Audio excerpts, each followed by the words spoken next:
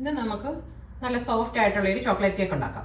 അതിനുവേണ്ടി ഒരു അരിപ്പയിലോട്ട് 1 കപ്പ് മൈദ, 1/4 cup cocoa powder, ഇത് 1 teaspoon baking powder, 1/2 teaspoon baking soda, പിന്നെ 1 നുള്ള് ഉപ്പ് അരിച്ചെടുക്കാം. പിന്നെ നന്നായിട്ടൊന്ന് മിക്സ് ചെയ്യാം.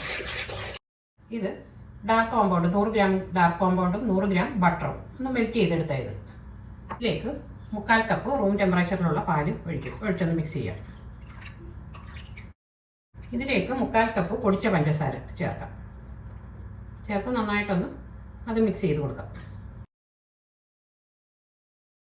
ഇതിലേക്ക് 1 ടീസ്പൂൺ ഇൻസ്റ്റൻറ്റ് കോഫി പൗഡർ ഇടാം. ഇനി ഇത് 3 മുട്ടയുണ്ട്, അത് ഓരോന്നോരോന്ന് ചേർത്ത് മിക്സ് ചെയ്യാം.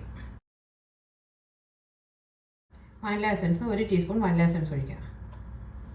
ഇനി ഇത് സൺഫ്ലവർ ഓയിലാണ്, ഇത് 1/4 കപ്പ് അതും ഇതിലൊഴിക്കാം. ഇനി ഡ്രൈ ഇൻഗ്രീഡിയൻറ്റിലേക്ക് ഇത് ഒഴിച്ചു കൊടുക്കാം. ഒഴിച്ച് മിക്സ് ചെയ്യാം.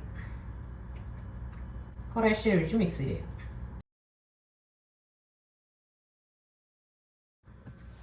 ഞാനിത് മിക്സ് ചെയ്തെടുത്ത് ഇതാണെങ്കിൽ ഇങ്ങനെ ഈ കൺസിസ്റ്റൻസിയിൽ വരണം, അല്ലെങ്കിൽ ഇച്ചിരി നല്ല ചൂടുവെള്ളം ഇച്ചിരി കുറച്ച് ഒഴിക്കാം. ഇതിപ്പോൾ ഒഴിച്ചിട്ടില്ല.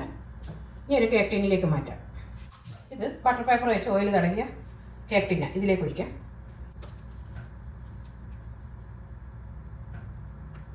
ഇനി ഇതൊന്ന് ടാപ്പ് ചെയ്ത് കൊടുക്കാം. ഈ എയർ ബബിൾസ് ഒക്കെ പോകാൻ വേണ്ടിയായി ടാപ്പ് ചെയ്യുന്നത്. ഇത് 180 ഡിഗ്രിയിൽ 10 മിനിറ്റ് പ്രീഹീറ്റ് ചെയ്ത ഓയിലില്ല, അതിലൊരു 30 മിനിറ്റ് വെക്കാം.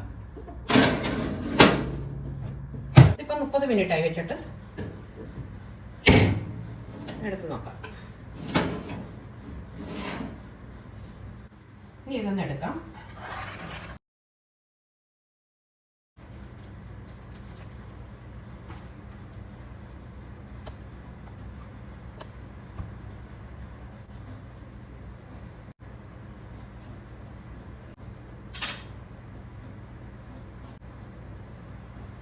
നല്ല സോഫ്റ്റ് ആയിട്ടുള്ള കേക്ക്.